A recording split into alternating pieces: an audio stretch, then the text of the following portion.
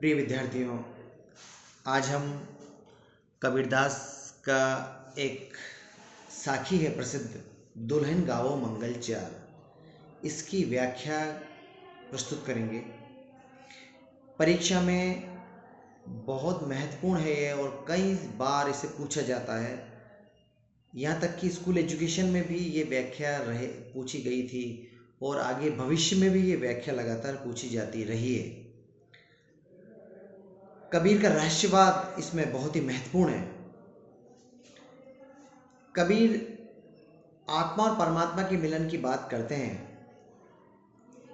मगर आप लोग ध्यान रखिए बच्चों कि ये आत्मा और परमात्मा का मिलन कहीं बाहर नहीं, शरीर के भीतर ही है।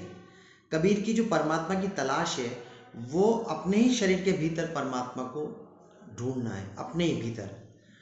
तो कबीर की साधना जो ये कहती है कि व्यक्ति अपने भीतर की कुंडलिनी यदि वो साधना करे सतत हठ योग या सहज योग, तो वो जो कुंडलिनी जागृत होकर के और ब्रह्मरंध्र में जब पहुंचती है तो वहाँ पर आत्मा परमात्मा के मिलन को महसूस करती है। सही अर्थों में हमें ये कहना चाहिए कि आत्मा ये जान लेती है कि वही परमात्मा है। आत्मा की माया का आवरण जो है वो हट जाता है। तो कबीरदास जी इस बात को अपने रूपक में एक उनका व्याख्या है, उनकी साखी है, दुल्हन गावो मंगल चार। कबीरदास जी कहते हैं कि हे सखियों यानी हे अन्य आत्माओं, तुम मंगलाचरण गाओ। और ये पूरा रूपक उन्होंने विवाह के ऊपर बनाया है।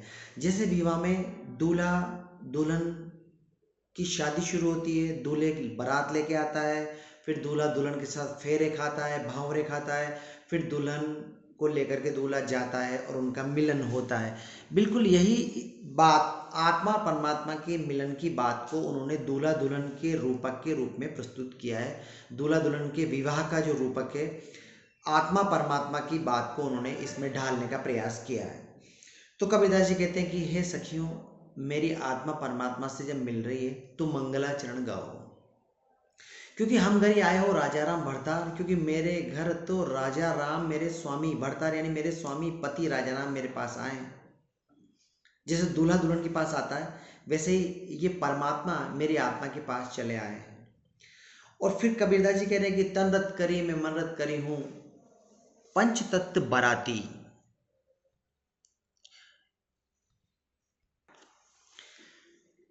तो कबीर कह रहे हैं, कबीर की आत्मा कह रही है कि तन रत करी मैं मन रत करी हूं, मैं अपने तन को और मन को तल्लीन कर लूंगी भगवान में।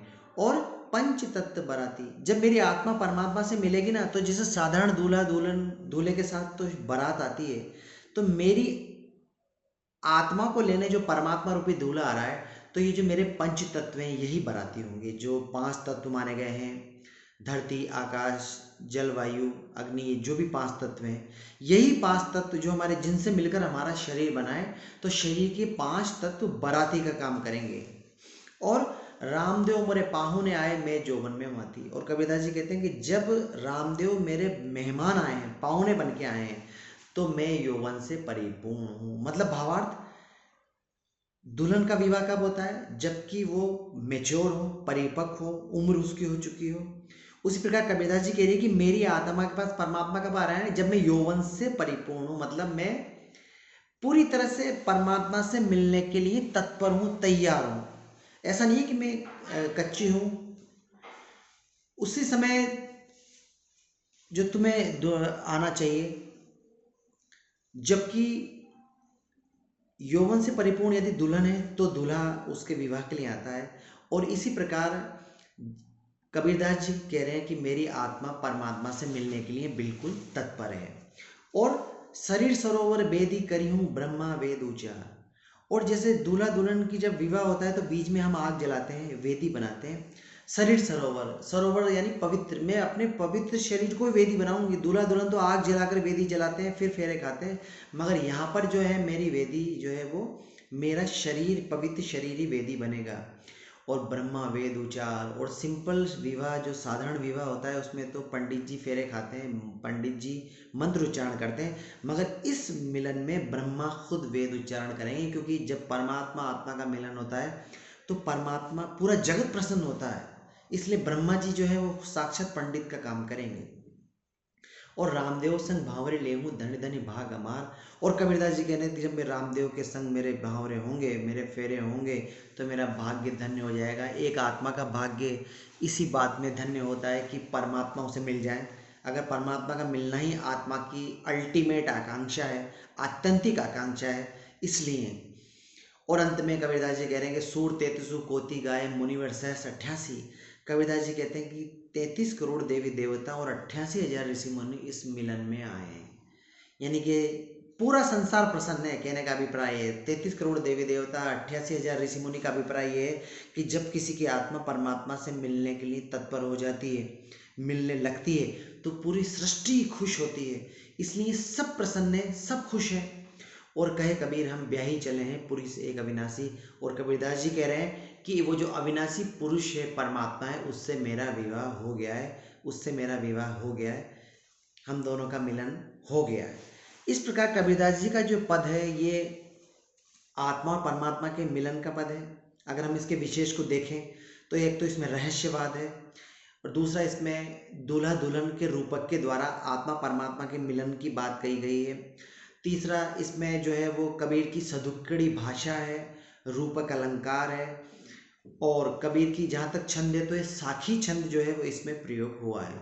इस प्रकार से कबीरदास जी का ये एक बहुत ही बेहतरीन साखी है।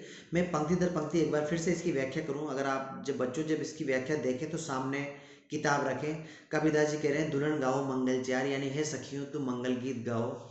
हम घर ही आए हो राजा राम भरतार, क्योंकि मेरे घर परमात्मा रूपी दूल्हा आ रहे हैं। और जब वो आ रहे हैं तो मैं अपने तन और मन को तल्लीन करूंगी। और पंच तत्व जो है वो, जैसे सिंपल साधारण शादी में बाराती होते हैं, हमारे मिलन में जो पंच तत्व हैं वही बाराती का काम करेंगे। और रामदेव के जब मेरे मेहमान बन के आए हैं तो मैं यौवन से परिपूर्ण हूँ, और मैं अपने पवित्र शरीर को वेदी बना लूँगी। साधारण विवाह में आग जलाई जाती है, मैं अपने शरीर को ही वेदी का काम करेगा। और साधारण विवाह में पंडित जी फेरे बोलते हैं, यहाँ पर ब्रह्मा जी जो है वो वेद उच्चारण करेंगे। और जब मैं रामदेव के साथ फेरे खा रही हूँ तो मेरा भाग्य धन्य धन्य है। और इस मिलन से कबीरदास जी कह रहे हैं 33 करोड़ देवी देवता, 88,000 ऋषि मुनि सब प्रसन्न है, क्योंकि जब आत्मा का परमात्मा से मिलन होता है तो सृष्टि भी खुश होती है। इतना पवित्र कार्य है।